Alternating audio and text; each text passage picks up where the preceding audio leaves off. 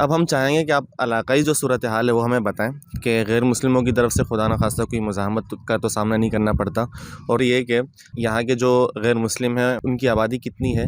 اور وہ اپنی کوئی محنت اس حوالے سے وہ جاری رکھے ہوئے ہیں یا نہیں؟ جہاں تک غیر مسلموں کی طرف سے رد عمل کا معاملہ ہے، الحمدللہ ایسا کا معاملہ پیش نہیں آیا۔ اس کی وجہ یہ ہے کہ ایک تو ہم اس کام کو بھی بالکل خفیہ رکھ کر جو ہے حکمت عملی کے تحت جو ہے یہ کام جو کہ اس نوعیت کا ہے، اس میں زیادہ پبلسٹی کی ضرورت نہیں ہے، بس ان حضرات کو لایا جاتا ہے، 4 مہینے رکھا جاتا ہے، 4 مہینے ان کی ادھر ہی تربیت ہوتی ہے 4 دیواری میں، 4 مہینے کے بعد یہ چلے جاتے ہیں، دوسرے حضرات آ جاتے ہیں۔ اور دوسرا یہ ہے کہ کبھی ان کو جو یہاں آتے ہیں کبھی شکایت کا موقع ملے تو یہ باہر جا کے واویلا کریں یا رد عمل آئے، الحمدللہ ان کے پاس اگر جو لوگ آتے ہیں، بلکہ ایسا بھی ہے آج صبح بھی ہم یہاں بیٹھے ہوئے تھے، ہمارے پاس ایک عبدالواحد شیخ فیملی ہے،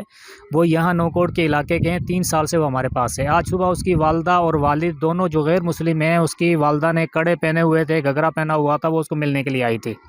تو بلکہ وہ آنے والے جب ان کو دیکھتے ہیں نا تو ان سے متاثر ہوتے ہیں وہ لوگ، یار ہم تو پھٹے پرانے کپڑوں میں ہیں، ہمارا جو ذمہ دار جو ہے وہ خود کرسی پہ بیٹھا ہوا ہے، ہمیں زمین کے اوپر بٹھاتا ہے، یہ تو یہاں کے مولوی صاحب اور یہاں کا اسٹاف ہمارے انہی کو جو پہلے غیر مسلم تھے ان کو اپنے ساتھ دسترخوان پہ بٹھا کے کھلا رہا ہے، اسی گلاس میں وہ پی رہا ہے، اسی میں وہ پی رہا ہے، اور ایک ہی ساتھ جو ہے دونوں ایک چارپائی پر بیٹھے ہوئے ہیں، ایک ساتھ نماز پڑھ رہے ہیں۔ الحمدللہ وہ لوگ ان سے متاثر ہوتے ہیں، کبھی ان کو ایسا موقع نہیں ملا کہ وہ کوئی ایسا جو ہے نا ادارے کے خلاف یا ہمارے خلاف کویشچن کریں۔ جہاں تک ان کی آبادی ہے، ہمارے اس علاقے کے اندر ہندو بہت بڑی تعداد کے اندر ہیں، تقریباً اگر یوں کہا جائے 50% جو ہے ہندو ہیں، تو بے جا نہ ہوگا، بلکہ اسی روڈ کے اوپر آگے جو ہے قادیانیت بڑی تعداد کے اندر ہے، ہزاروں ایکڑوں پر مشتمل ان کے آگے زرعی فارم ہے۔ تو لیکن یہ ہے کہ ہم اپنا کام سے کام رکھ کر الحمدللہ ان جو ہمارا ایک میدان ہے ان کو حضرات کو لانا، ان کی تربیت کرنا، اس میں ہم شب و روز جو ہے لگے ہوئے ہیں الحمدللہ۔ بڑی خدمت ہے، یقین کریں کچھ دیر پہلے ہم اندر جب بیٹھے ہوئے تھے، حضرت کی طرف سے اکرام بھی تھا، تو اس میں جب بات چیت چل رہی تھی تو گویا ایسا لگ رہا تھا کہ جس طرح صحابہ کرام رضی اللہ تعالیٰ عنہم اجمعین کے دور میں ایک فکر ہوا کرتی تھی کہ کس طرح ان غیر مسلموں کو اسلام میں داخل کیا جائے، کس طرح اسلام کو پھیلایا جائے۔ تو یقیناً اس طرح کے ادارے وہی خدمات سر انجام دے رہے ہیں آج کے دور میں کہ جو غیر مسلموں کو راہ ہدایت پر لا رہے ہیں، اسلام کا رستہ دکھا رہے ہیں، اور نہ صرف رستہ دکھا رہے ہیں بلکہ اسلام پر عمل کرنے کے ان کو تمام تر مواقع دیے جا رہے ہیں۔ تو آپ سے میرا سوال یہ ہے کہ یہ جو غیر مسلم آپ کے پاس آتے ہیں، انہیں کوئی باقاعدہ دین اسلام کی دعوت دی جاتی ہے یا پھر یہ دیگر کسی وجہ کی بنیاد پر آتے ہیں؟ الحمدللہ ان اداروں کے جہاں میں نے دوسرے فوائد کچھ بتائیں آپ کو، ایک سب سے بڑا فائدہ یہ ہے کہ اس کی تلاش میں بھی ہمیں زیادہ محنت نہیں کرنی پڑتی۔ ایک تو یہ ہے نا کہ جا کے ہم لوگوں کو دعوت دیں اور ان کو اس طرف کھینچیں، یہ بہت بڑا میدان ہے، اس میدان میں بھی کام کیا جا سکتا ہے، لیکن الحمدللہ اداروں کے اندر جب فیملیاں آتی ہیں، اب ہمارے پاس 4-5 اضلاع کے خاندان تھے، اس میں ماتلی، حیدرآباد، عمرکوٹ ضلع میرپور خاص، ضلع تھرپارکر۔ اب وہ لوگ جو ہوتے ہیں نا، کسی کا بھائی مسلمان نہیں ہوا تھا، کسی کا والد نہیں ہوا تھا، کسی کی خالہ نہیں ہوئی تھی، کسی کی پھوپھی نہیں ہوئی تھی، اب جب یہ 4 مہینے کی تعلیم و تربیت حاصل کر کے بالکل خوش و خرم وہاں پر گئے تو وہ لوگ ان سے متاثر ہوئے، بھائی نے کہا یار میری فیملی بھی تیار ہو گئی ہے، پھر وہی لوگ ہمیں فون کر کے بتاتے ہیں کہ مول صاحب اگر فیملیاں چاہیے تو 2 میرے چاچا تیار ہو گئے ہیں، کوئی کہتا ہے جی 2 میرے بھائی تیار ہو گئے ہیں، ایک نے فون کیا جی میرا والد نہیں ہوتا وہ تیار ہو گیا ہے۔ تو جتنی فیملیاں ہمیں چاہیے ہوتی ہیں، اس طرح جو ہمیں اطلاع آئی ہوتی ہے، ہم وہاں علاقوں میں جا کر ان سے مل کر سروے کر کے الحمدللہ اتنی فیملیوں کا انتظام کر کے ان کو لے کر آ جاتے ہیں، زیادہ پریشانی نہیں ہوتی ہے الحمدللہ۔ تو گویا اگر یہ کہا جائے کہ یہاں آنے والے اکثریت وہ ہیں جو حق کے متلاشی ہوتے ہیں،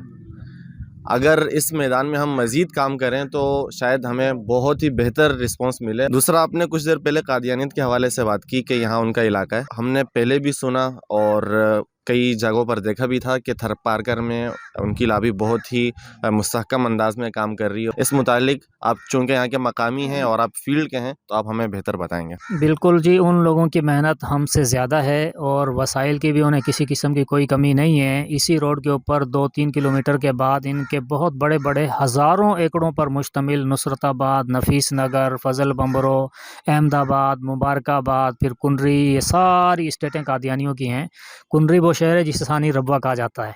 اسی طریقے سے تھرپارکر کی طرف نکل جائیں، اس روڈ کے اوپر بھی ان کی ڈسپنسریاں، آگے جو ہے المہدی اسپتال مٹھی میں، الطاہر اسپتال نگر پارکر میں، اور اس کے علاوہ درمیان میں بھی جا بجا ان کے ہاسپیٹل، ان کے اسکول، ان کی اکیڈمیاں، اسی طریقے سے جو گشتی ایمبولینسیں، یہ وہ چیزیں ہیں جو ہمارے پاس ان چیزوں کی کمی ہے۔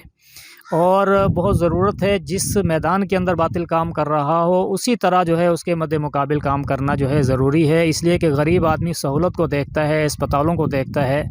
اب ہمارے اس پورے علاقے کے اندر علاج کے لیے کوئی ڈسپنسری مسلمانوں کے پاس نہیں ہے۔ میں اپنے اکابرین علماء بڑے حضرات سے میں درخواست کروں گا کہ کم از کم ایسے علاقوں کے اندر جہاں باطل بہت مضبوط ہے، وسائل کے اندر بھی اسے کوئی کمی نہیں ہے، ان لوگوں کے پاس اگر کئی ایمبولینسیں ہیں یا ڈسپنسریاں ہیں، یا کم از کم کبھی مہینے میں ایک مرتبہ فری میڈیکل کیمپ لگا دیا جائے، ان چیزوں کی بڑی سخت ضرورت ہے۔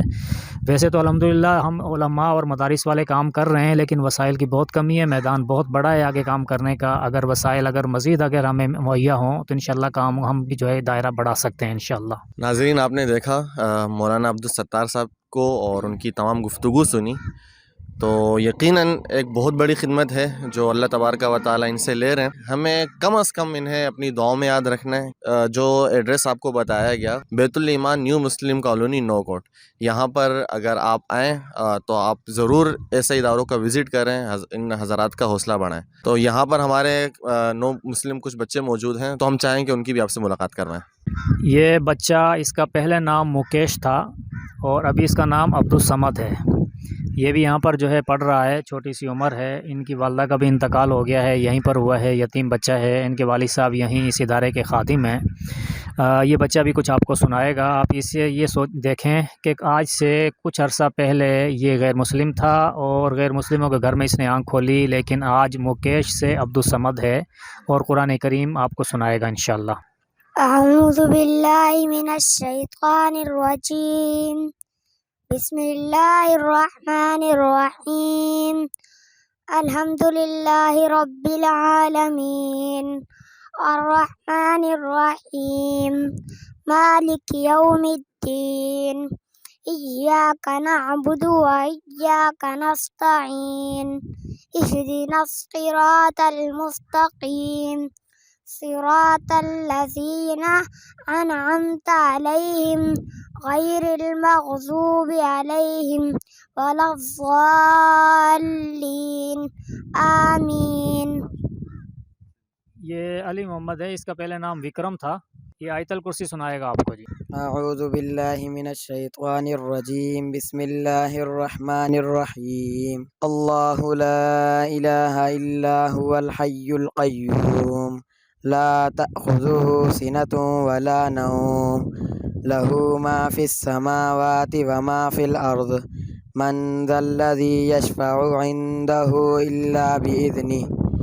يعلم ما بين أيديهم وما خلفهم، ولا يحيطون بشيء من علمه إلا بما شاء، وسع كرسيه السماوات والأرض، ولا يؤوده حفظهما وهو العلي العظيم، صدق اللہ العظیم۔ ماشاءاللہ، یہ تھے وہ بچے جنہوں نے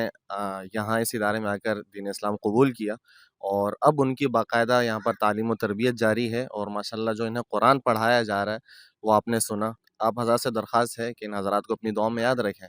اور ان حضرات کا حوصلہ بڑھاتے رہیں۔ بہت شکریہ۔